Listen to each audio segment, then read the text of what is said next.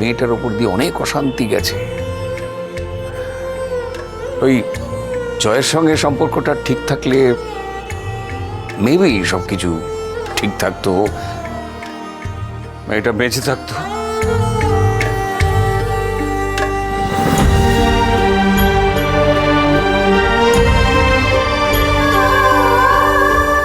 কি গো বড় বৌদি, এতদিনে তোমার 16 কলা পূর্ণ হলো বলো? ছোট বৌদি আর তোমাকে চালাতে আসবে না। যতদিন ছোট বৌদি এ বাড়িতে ছিল ততদিন তুমি একদিনের জন্য ছোট বৌদিকে শান্তিতে ভাত খেতে দাওনি। এখন এসে তুমি খুব খুশি, তাই না? তোমাকে আর কোনো কষ্ট করতে হবে না, কাউকে তাড়ানোর প্ল্যান করতে হবে না। তোমার তো এবার উপকার হলো বলো, নতুন করে ডিভোর্স পেপার আনাতে হবে না, কোনো ঝামেলাই থাকবে না। এবার তুমি শান্তি মনে অনিশা দিয়ে ছোটদার এঙ্গেজমেন্ট প্ল্যান করো, সেলিব্রেট করো। তুমি প্লিজ চুপ করো, তোমরা চুপ করো। বাড়ির একটা মানুষ আমাদের ছেড়ে চলে গেল, আর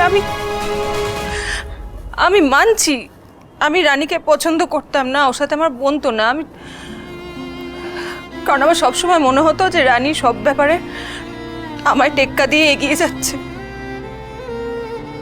আমি ওর থেকে বয়সে বড় হওয়া সত্ত্বেও কোনোদিনও ওর সাথে পেরে উঠতাম না, কোনো ব্যাপারেই না।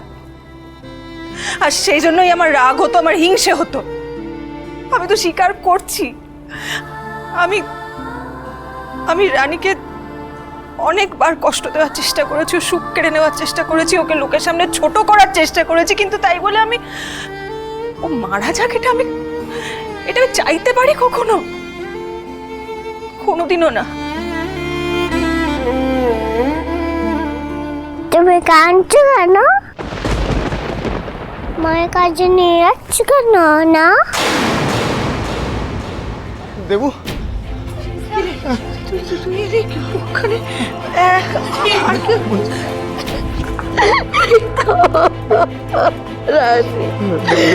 কাঁদে না।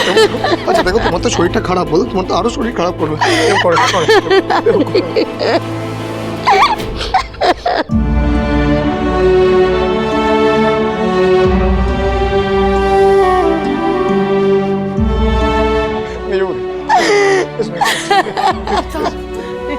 তুই একা চলে এলি, জয় এলো না, ঠিক আছে তো? কি ও কেমন আছে, কি করছে ও? একা থম মেরে বসে আছে, মাঝে মাঝে কেঁদে উঠছে। ও ভালো নেই কাকিমণি।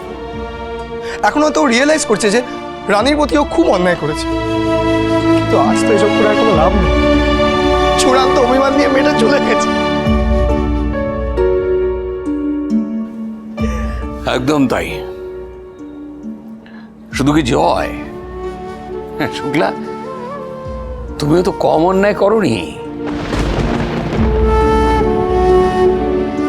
তুমি আর তোমার ছেলে আর কাউকে দোষারোপ করতে পারবে না।